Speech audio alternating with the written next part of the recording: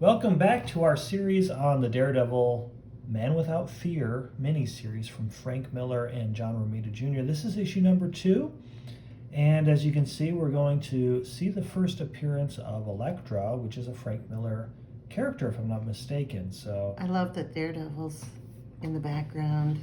he looks pissed. She looks sadistically happy, like she's a sociopath or something. As we'll see, she's really a thrill seeker, I guess, which is kind of similar, you know. He stole that billy club from the cop as a kid. And it talked about the excitement and his heartbeat racing. Do you think he ever did anything else Daredevil-like, or was that the one thing that gave him that claim to fame? It's like, guys, I do a lot of other stuff too. Right. So, why don't we just jump into it? This is our retelling. If this is your first video, we already looked at issue 1. It's a retelling of Daredevil's origin, and quite different from the 60s version. In the 60s version, we learn everything from issue 1 of this version, but also he's an adult and becomes Daredevil by the end of the issue. He explains his whole origin. He's still a kid in this version. So this is issue 2. We've seen his father die for not throwing the boxing match at Madison Square Garden. Holding on to a little bit of pride for his son. Yeah, he said, well, I might be a loser, but I'm not a quitter.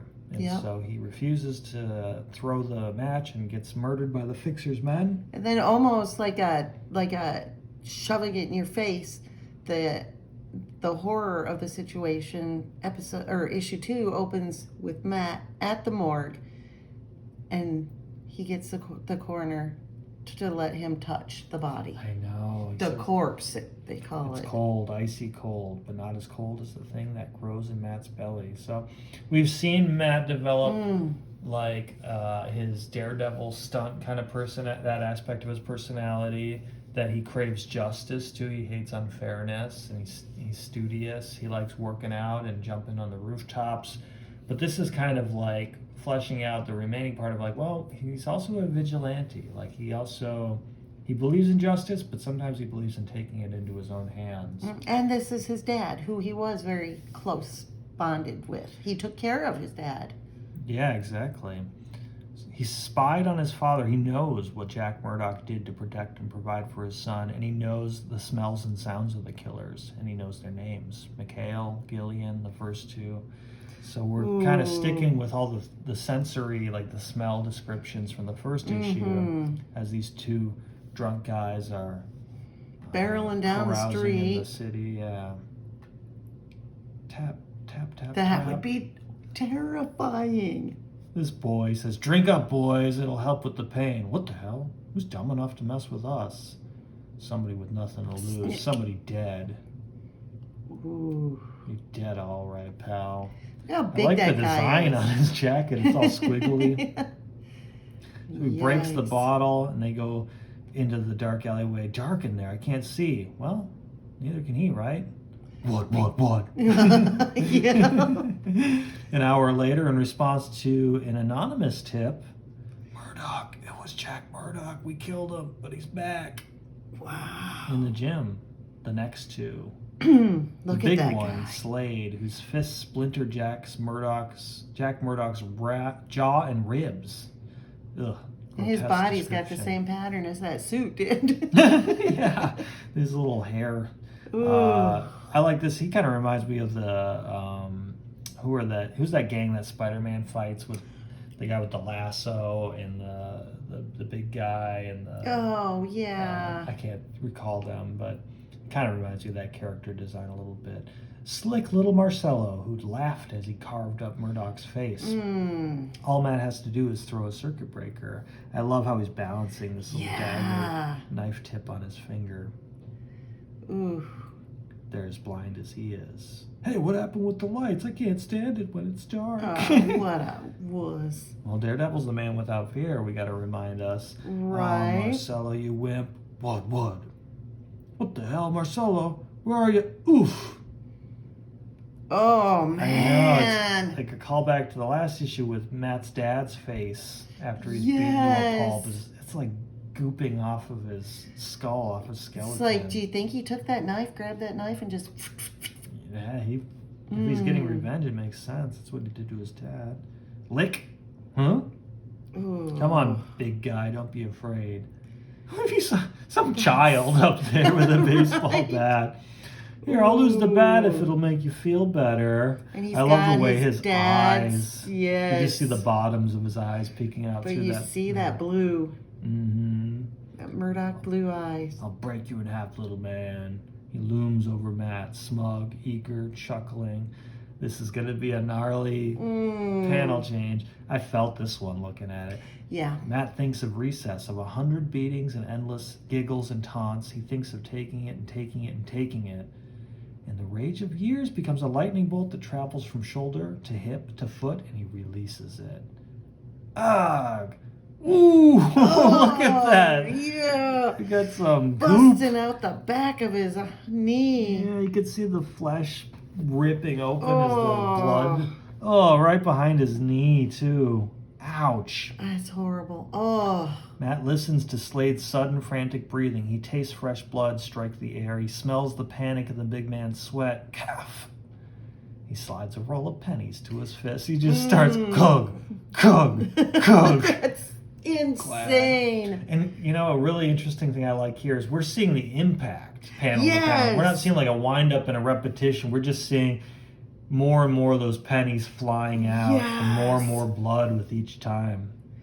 It's all crazy how beautiful it just tells the penny tale. for your thoughts. At the door, sudden raspy intake of breath to lungs that are weak from decades of abuse, and the scent of tobacco mixed with expensive aftershave. The fixer. He's the guy that actually did the coup de grace that shot Matt's dad. Let him run. Crook. Until Matt's finished turning ribs into broken, jagged things. Ooh. Now, pick up the sounds. Clattering of fleeing footsteps. Awkward, painful sucking of air. A pounding, pounding heart. There's that repetition again. And you know that he can hear for at least 6 blocks. Yeah. Because of that, you know, when he was honing his God, that'd be terrifying. Oh. Well, they call him the man without fear, and he strikes fear the same way Batman does, kind of like, where is he? He's omnipresent. He knows where we are at all times. You can hear that tick, tick, tick. He can hear your unique heartbeat even. Right. Angelo, get us out of here now. Angelo and the Fixer, the last two. So his vengeance is almost complete, and he's stalking on the rooftops. Stick's gonna hate me for this, Matt thinks, and for a moment, Matt cares about this. Then the cold part of him takes over again. This is a pivotal moment too, because like he could easily become. This is Matt's villain origin story. He could become a bad vigilante, evil person. Right. I love this bat coming through the windshield. The details crazy. And he's almost like some kind of gymnast or aerialist here. The way he swings. Matt's skull strikes pavement, a lost moment. So I even read that when I was reading this again in preparation for the video. I was thinking, like, he's going to do like a ballet like gymnast flip, but he's actually out of control there. So even when he's falling, he looks pretty graceful. Matt ignores the dizziness and the sticky, salty taste of his own blood and follows the Fixer's heartbeat. Crazy. It's so fast, so weak, and he's coughing again. Then a horrid horn blast and an unholy roar, a train, deafening. Can you imagine how awful that would be? Matt can only strain to keep his feet beneath him until it passes. Then, a sound made of oil and steel, a revolver cocked, and that breathing, that heartbeat pounding, fluttering, stopping. That's a great panel. Oh. Yeah, that sequence is really good. And that's good desserts for him, because we saw how brutal Matt can be with a big guy kicking his knee and just pounding on him. It's like, well, we can't just do that over and over with every single guy. Right. Maybe he deserves worse, but dying in complete fear of Matt, that's got to feel powerful for him as a revenge thing. Right. The Fixer slumps to the floor with a sigh and breathes his last pathetic breath, and Matt is alone in the station. Alone, but not finished. One remains, Angelo. It's always Angelo. They're all in traction, and the detective's like, I don't believe in ghosts. I don't think it was battling Jack Murdoch. You probably were just hitting the sauce. So Matt's tracked Angelo to this like brothel or whatever this is supposed to be. There's a bunch of prostitutes and wise guys and stuff here. And jumps through the window. Yeah, he pounces through the window. And this is very like reminiscent of that year one Batman story. It's a raid, but we're paid up. That's no cop. Kill him. I love this turn of like, you think that they would all flee shrieking, but they're like, let's whoop his ass. Yeah. All the hookers are going to beat up Daredevil. And they actually do a pretty good job. A tangle of flesh. But, you know, he's probably just trying not to hurt them and retaliate. But they're... choking perfume too much. Matt thrashes. Crash. Oh, please, no. She doesn't scream. She prays to God. And then there's the crunch of bone and the splatter of blood across pavement. We got to remind our readers he's different than Batman. Daredevil's a man of the spirituality. You know, he's a man of God. He's a Catholic, I guess. Right. Because his mom visited him the last issue. She's a nun now, so he's got a conscience. In our old version of the podcast, we read Batman 1, and I believe he remorselessly kills a man by kicking him off of a rooftop and just like laughs about it. Throws that guy in acid. Yeah, and in this one, kind of, you know, a similar thing happens. He doesn't even mean to hurt this woman, but he's like, maybe this vigilante stuff's not for me. She's dead. He killed her. He didn't even know her, and he killed her. He runs, helpless in horror. He runs to the basement seeking his teacher, not finding him. So Stick's like, I don't know. This kid is headed down the wrong path. Yeah. Stick. He can't find him, though. He screams until his voice is hoarse and croaking and his throat is full of sand. He lost his second father. Yeah, that's true. That's a really good point, but there's no answer. That's got to be really difficult for him to cope with. And this time it was his fault. True. It was his real father's fault, but his surrogate father is like that. He didn't meet his standards. Blocks away, you must reconsider, Stick. The boy has talent. No, I was wrong about him. This is like the Obi-Wan Yoda scene of, there is another. You said it yourself 1,000 times. We need all the help we can get. He is undisciplined, emotional. Just look at what he did tonight. Stick, we are all that stands between the world and forces of mystic darkness, and we grow old. We need young blood, young strength. I like that we have Stick and Stone. Sticks and stones can break my bones, I guess. Yeah. He's like, that is enough, Stone. No more discussion. We can't let our order be compromised. The Netflix series tried to kind of play on this of like there's a greater battle between the forces of good and evil and kind of a spiritual, the Hand are kind of like zombie ninjas and there's resurrection and stuff. I don't know that they fully capitalized on it. I think they lost, you know, that he was fighting, was it Nobu was the name of the one ninja? And that was cool, but I think they could still do more with the supernatural element of. That's the fun thing about Daredevil. Similar to Batman, is like Batman can go to space and do sci-fi stuff. He can do Dracula, supernatural horror. He can do detective work. Daredevil's a pretty malleable character too. Yeah. The boy has failed. He is useless to us because this is mostly like noir, organized crime sort of stuff so far. But we have to remind the readers, Daredevil's also like a character that tackles zombies and sci-fi menaces. And, you know, he fights Stiltman. He fights. Right. He'll fight Angelo, you know, in the whorehouse, and then he'll go fight Stiltman, and then some kind of monster or something. But Columbia, he was still a teenager, you know, when he accidentally killed that woman. Yeah. So we fast forward. It's only 1 year, so I guess he was like in his senior year. Right. Killing hookers by accident. But now he's at Columbia University.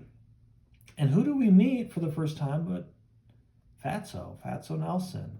Foggy Nelson, they call him Fatso. They're freaking driving a car at him. Yeah. You tub of lard. So it doesn't get much more one-sided than this. That's sad. It was Brad again, Matt. I've never done anything to him. I'm sure you haven't, Foggy.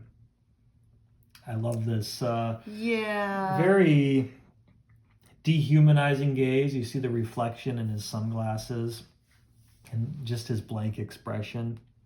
He says, bullies never need a reason. Aww. But Brad won't let up, so he's making fun of him in class.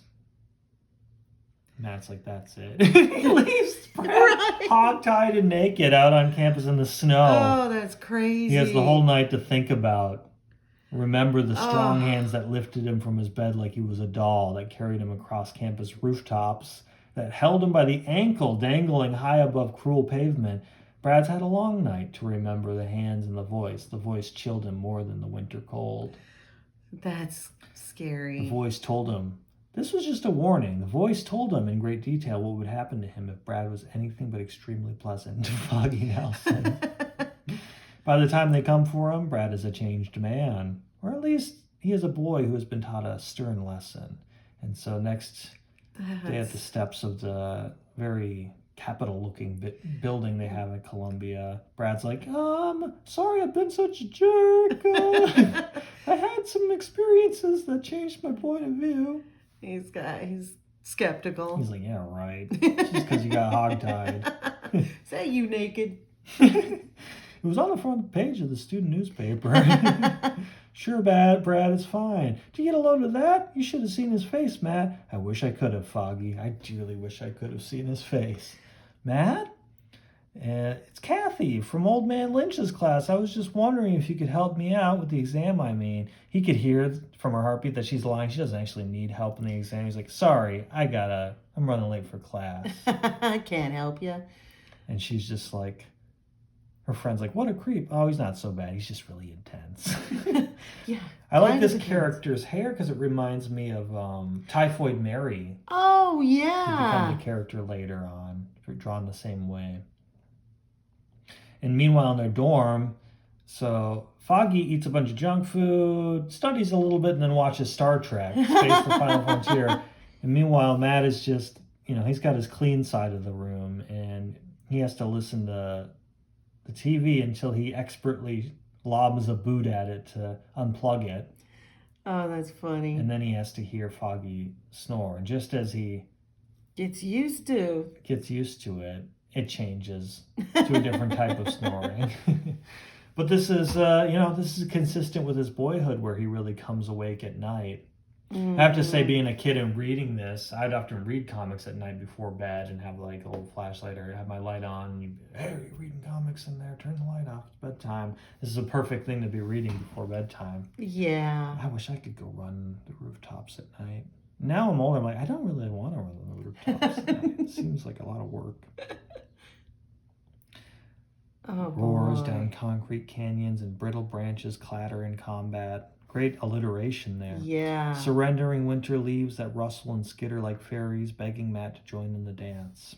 That's really nice, yeah. The city never sleeps. Down the street, warmth and kindness to a shivering soul. God bless you, man. Music from car radios in 100 different languages. Dogs yip and bark and whine. This kind of reminds me of the descriptions of Rorschach and Watchmen, how he has those sections where it's from his point of view. Yeah. Talk about the city and all the chaos. One howls, celebrating the night. And before he can even give it a thought, Matt joins the celebration. I love That's that. awesome. Yes. That's such a cool splash page. He's like falling, but with complete confidence. Yes. Oh, that's really really cool. Nice. Yeah. Ka-tang. Wow. I like his little black jumpsuit. And he knows which wires won't electrocute him. Well, he could probably sense the electrical current passing through them. That is so crazy.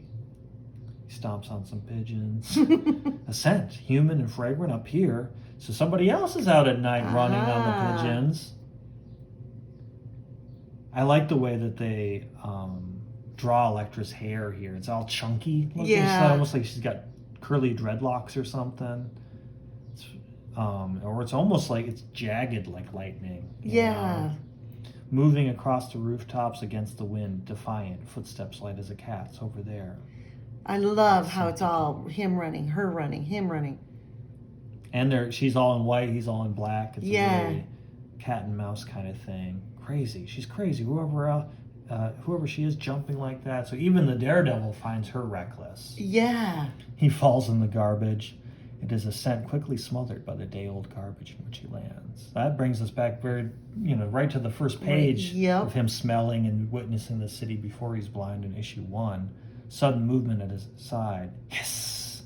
Not her. I love this scraggly-looking cat. Yeah. It's all puffed up. He's lost her. All aggressive, but he's not swayed. No, from the distance, she tosses him a soft chuckle. He can hear that. That's so cool. Drawing I found into her, myself taunting reading him. it so quickly, too. Oh, it's Just like a little movie. It's so cinematic, like panel to Yes. panel.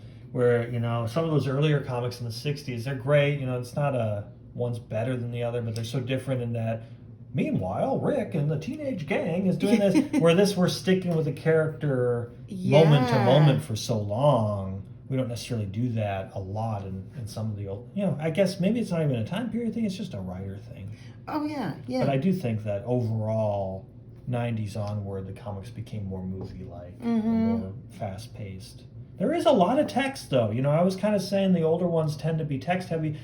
Frank Miller's no slouch. He's describing all this stuff in not in redundant ways. He's not like, I'm glad I was wearing my white sneakers. And, right. Like just describing what's happening on the panel. He's adding to it. Yes. That's a great leap. Wow. That's so cool. How he crosses the street now. Oh. Just caught the edge of his toe there. Bam. Someone calls help. So now he rushes to the park after that little mishap and sees her two white. No, it doesn't see him.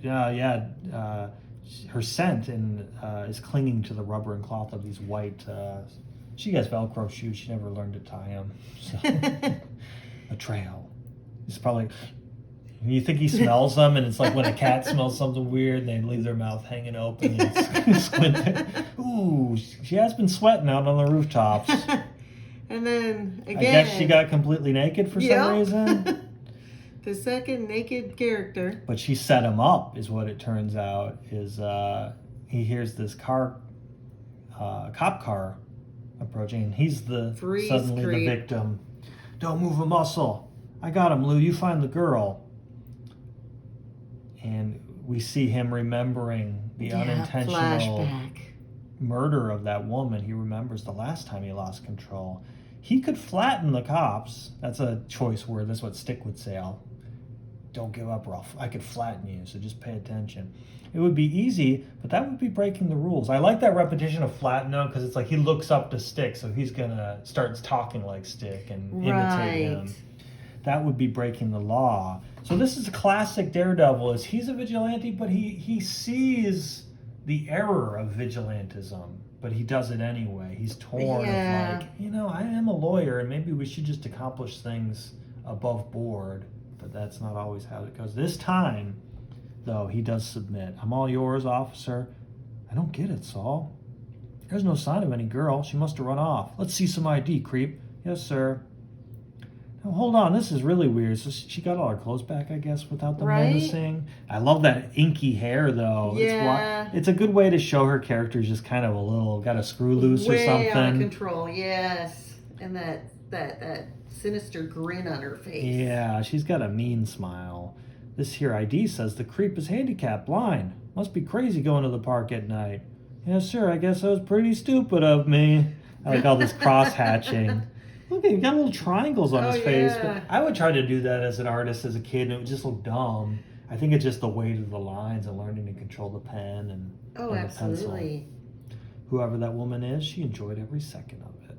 The next day on campus, I don't know how you do it, Matt. Here I study till I'm pooped to make the grade, and you just seem to breeze through. Maybe you shouldn't have that TV on when you hit the bus.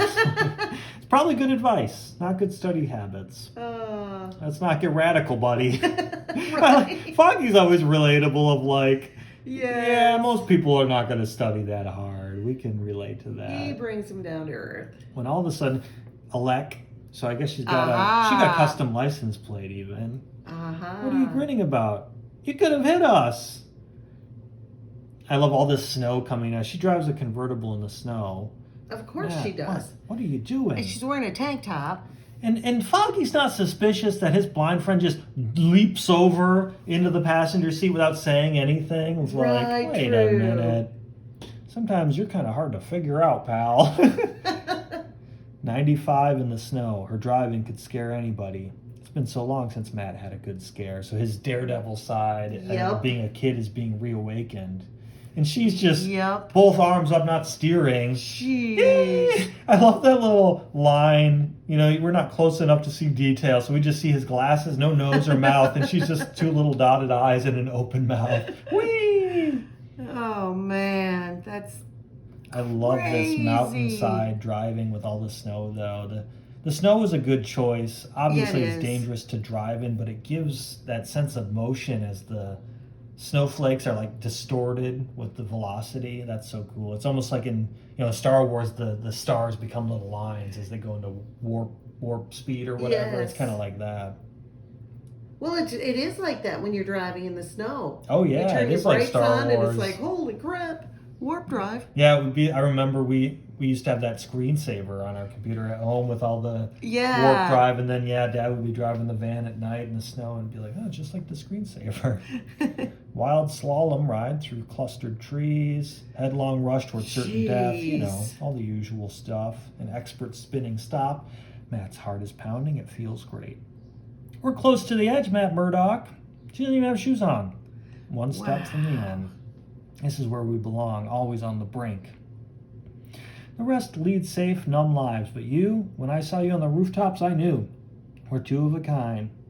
It's interesting, though, he's not, like, ecstatic. Like, something's awakened in him, but he's also, he's smiling a little bit, but he's not like her, truly. No. They have similarities, but she takes it to an extreme, and he's remembering. And It's not so fun when people fall from great heights, is it, Elektra? Also, maybe a foreshadowing is, it shouldn't be no spoiler alert. It's well established that Elektra dies, and she comes back, and then she dies, she comes back, but she's kind of this person. He wants to save everyone. Yeah. And she's the one that she's rushing headlong towards her own demise. So right. Maybe we'll get to see them do some vigilantism together. It looks like she's carving up some criminals on the cover of issue 3. So oh boy. We're just about halfway through. We got 5 issues to go. So if you enjoyed watching this, stay tuned for 3, 4, and 5. Loving this series, and give us an idea if you want to see a specific mini-series, Marvel or DC or any publisher. We'd be happy to take your suggestions. And thanks for watching, and give us a like and a comment, please. Subscribe.